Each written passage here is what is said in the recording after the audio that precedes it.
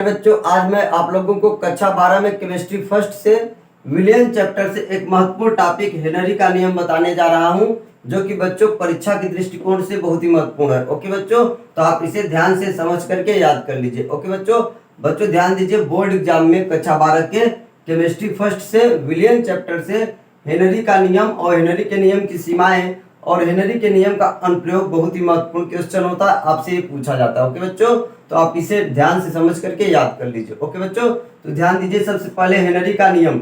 Okay बच्चों, Henry का नियम किसे कहते हैं, इसकी परिभाषा आप ध्यान से समझें। ओके बच्चों, ध्यान दीजिए, स्थिर ताप पर किसी गैस की द्रव में विलेयता, स्थिर ताप पर किसी गैस की द्रव में विलेयता दाब के समानुपाती होता है। ओके बच्चों, दाब के समानुपाती होता है। ओके बच्चों, एक बार आप फिर से ध्यान से समझे। बच्चों, हेनरी का नियम बहुत ही संक्षिप्त में यहाँ पर मैंने लिखा है, बहुत शॉर्टकट होता है ये। ध्यान दीजिए, स्थिर ताप पर किसी गैस की द्रव में विलेयता दाब के समानुपाती होता है। ओके बच्चों, अब आगे ध्यान दीजिए, यदि द्रव में गैस की विलेयता को मोल प्रभाज के पदों में लिखा जाए तो हेनरी के नियम का गणितीय रूप निम्न प्रकार से लिखा जाएगा। ओके बच्चों, सबसे पहले हेनरी का नियम तो आपका यही है, स्थिर ताप पर किसी गैस की द्रव में विलेयता दाब के समानुपाती होता है। इसका अर्थ है बच्चों, यदि किसी गैस को द्रव में घोलना है तो जितना दाब ज्यादा लगाएंगे उतना ही गैस उस द्रव में आसानी से घुलेगी। ओके बच्चों, यदि किसी बर्तन में आप समझ लीजिए, जैसे आपका ये बर्तन है, ठीक है, अब इसमें किसी गैस को घोलना है, तो जितना प्रेशर ऊपर से ज्यादा लगाएंगे, जितना दाब ज्यादा लगाएंगे उतना ही गैस द्रव में आसानी से घुलेगी और अधिक मात्रा में घुलेगी। ओके बच्चों, इसका अर्थ ये है, किसी भी द्रव में यदि आपको गैस घोलना है ज्यादा मात्रा में तो आपको प्रेशर ज्यादा लगाना पड़ेगा। ओके बच्चों, तो आप ये हेनरी का नियम याद कर लीजिए। अब जैसा कि मैंने बताया बच्चों, ध्यान दीजिए, यहाँ पर लिखा है कि जो विलेयता है, विलेयता एक सांद्रता से संबंधित एक पद होता है, और यदि विलेयता को हम मोल प्रभाज बोला जाए, विलेयता को क्या मान लिया जाए, मोल प्रभाज मान लिया जाए, तो जो हेनरी का नियम है उसको गणित रूप में, मैथ के रूप में इस प्रकार लिखा जाएगा। विलेयता जो होता है यानी मोल प्रभाज जो होता है दाब के समानुपाती होता है। दाब ज्यादा होगा तो विलेयता ज्यादा, यानी गैस क्या होगी, द्रव में ज्यादा मात्रा में घुलेगी। ओके बच्चों, अब मोल प्रभाज को यक्स से व्यक्त करते हैं और ये समानुपाती का चिन्ह होता है बच्चों, और ये दाब को हम पी से व्यक्त किए हैं। ओके बच्चों, तो जब आप समानुपाती का चिन्ह हटाएंगे तो बराबर का चिन्ह और एक नियतांक 1/kh आ जाएगा। ओके बच्चों, अब kh का इधर तिर्यक गुणा हो गया, ध्यान दीजिए बच्चों, kh का इधर तिर्यक गुणा हो गया, kh इंटू यक्स यहाँ पे लिख दिया गया, और इधर क्या बचा, p। ओके बच्चों, जो कि मैंने इधर लिख दिया है। ओके बच्चों, kh का इधर मल्टीप्लाई हो गया, kh इंटू यक्स हो गया और p बचा। तो बच्चों ध्यान दीजिए, हेनरी के नियम का ये मैथमेटिकल फार्मूला है, p equal to kh into यक्स। ओके बच्चों, p क्या है, आप दाब कहेंगे या इसको आंशिक दाब भी कह सकते हैं। ओके बच्चों, और ये kh समझिए हेनरी स्थिरांक है, और यक्स क्या है बच्चों, मोल प्रभाज है। ओके बच्चों, यक्स क्या है, मोल प्रभाज है, सांद्रता से संबंधित एक पद है विलियन चैप्टर का, जो कि मैं आपको पिछले वीडियो लेक्चर में बता चुका हूँ। ओके बच्चों, अब kh के बारे में और कुछ खास बातें आप समझ लीजिए बच्चों। ये kh क्या, हेनरी नियतांक क्या, हेनरी स्थिरांक है, इसका वही मात्रक होता है जो दाब का मात्रक होता है। बच्चों ध्यान दीजिए, यहाँ पर इंपॉर्टेंट बात, ये दाब है, दाब का मात्रक के बराबर ही kh का मात्रक होगा। क्यों, क्योंकि जो मोल प्रभाज होता है, मोल प्रभाज का कोई मात्रक नहीं होता। ओके बच्चों, मोल प्रभाज का कोई मात्रक नहीं होता है, इसलिए दाब का मात्रक और kh का मात्रक दोनों बराबर होगा। अब बच्चों, आप जैसा कि जानते हैं, दाब का मात्रक एटीएम होता है, बार होता है। ओके बच्चों, और पास्कल भी होता है। दाब के बहुत सारे मात्रक होते हैं, जैसा कि मैं पिछले वीडियो लेक्चर में बता चुका हूँ। ओके बच्चों, तो ध्यान दीजिए, दाब के मात्रक के बराबर ही kh का मात्रक दिया रहेगा।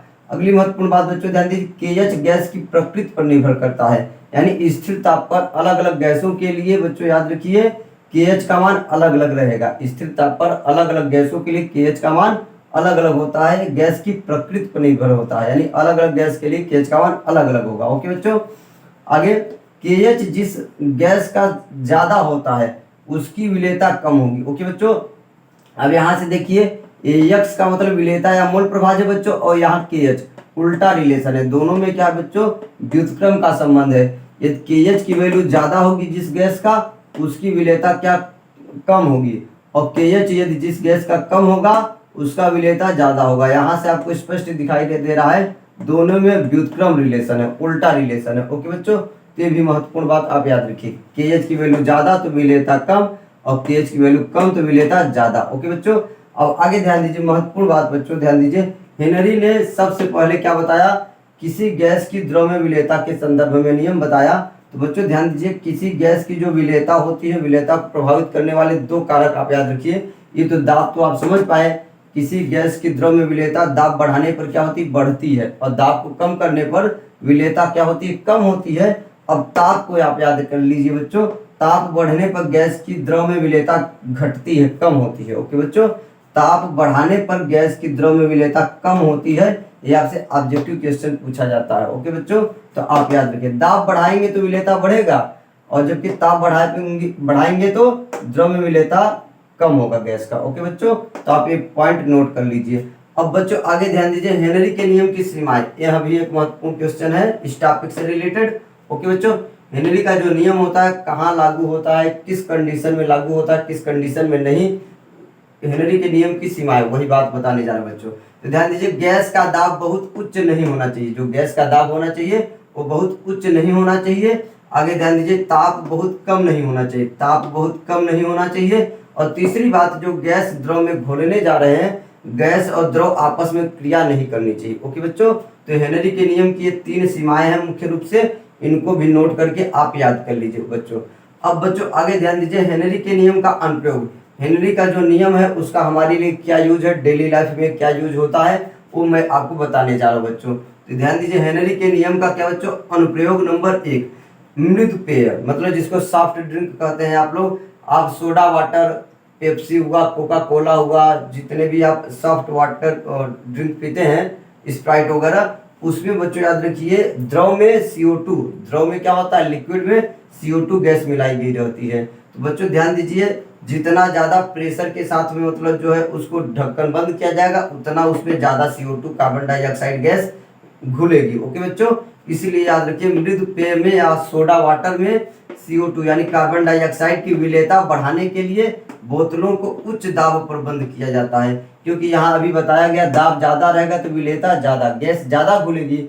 इसलिए आप समझिए, गैस को क्या करते हैं, घोलने के लिए प्रेशर के साथ ढक्कन को बंद किया रहता है। ओके बच्चों, तो पहली बात समझ में आया। अब बच्चों दूसरी बात ध्यान दीजिए, रक्त में O2 और CO2 ऑक्सीजन गैस और कार्बन डाइऑक्साइड का आदान प्रदान हेनरी के नियम से ही होता है। ओके बच्चों, रक्त में जो रुधिर होता है, ब्लड होता है, उसमें ऑक्सीजन गैस और कार्बन डाइऑक्साइड का जो आदान प्रदान होता है हेनरी के नियम से ही होता है। बच्चों आप याद रखिए। अब यहाँ पर एक महत्वपूर्ण बात ध्यान दीजिए बच्चों, जो पर्वतारोही होते हैं, बहुत ऊंचाई पर जो जाते हैं, पर्वतों की यात्रा करते हैं बच्चों, ध्यान दीजिए, आपको पता होना चाहिए, जैसे जैसे ऊंचाई पर जाते हैं दाब कम होता जाता है। ओके बच्चों, जैसे जैसे दाब मतलब ऊंचाई पर जाते हैं लोग, तो ऊंचाई पर दाब का मान कम हो जाता है, क्योंकि आपको मैथमेटिक्स में रिलेशन पता होना चाहिए। जो प्रेशर होता है, प्रेशर जो होता है हाइट के क्या होता है, समानुपाती, जितना ज्यादा गहराई में जाएंगे तो प्रेशर उतना ही ज्यादा होगा, और गहराई कम होगा तो प्रेशर क्या होगा बताइए,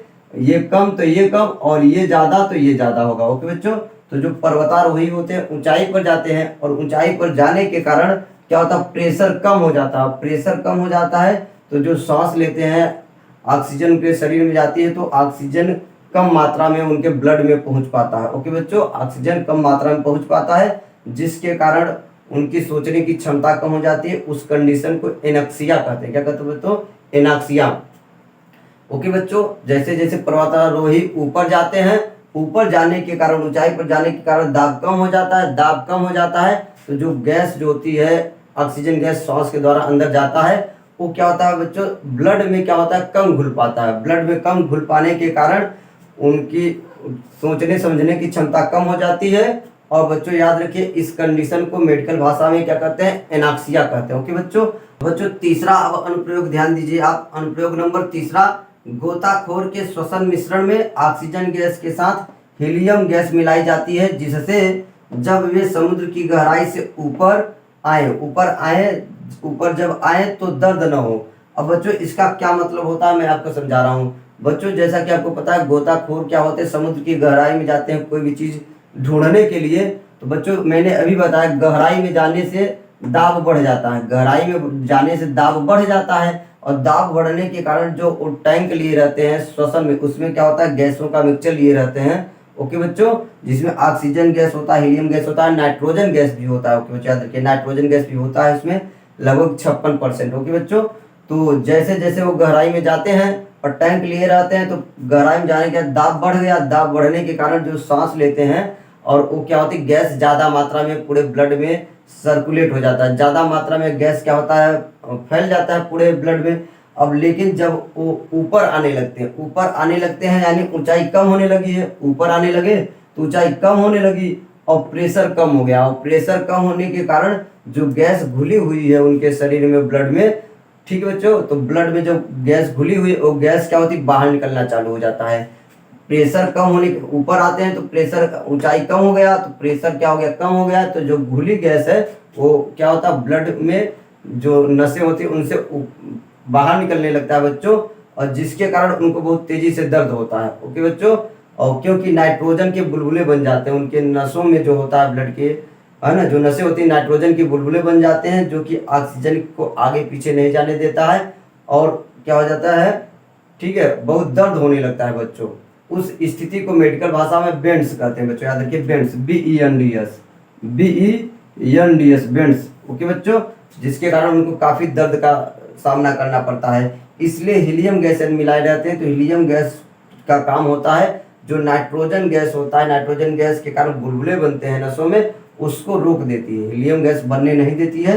इसलिए आप याद रखिए, टैंक में जो होता है बच्चों, याद रखिए गोताखोर के, ऑक्सीजन के साथ साथ हीलियम गैस भी होती है। ओके बच्चों, तो आप इसे नोट कर लीजिए, ये महत्वपूर्ण टॉपिक है। ओके बच्चों।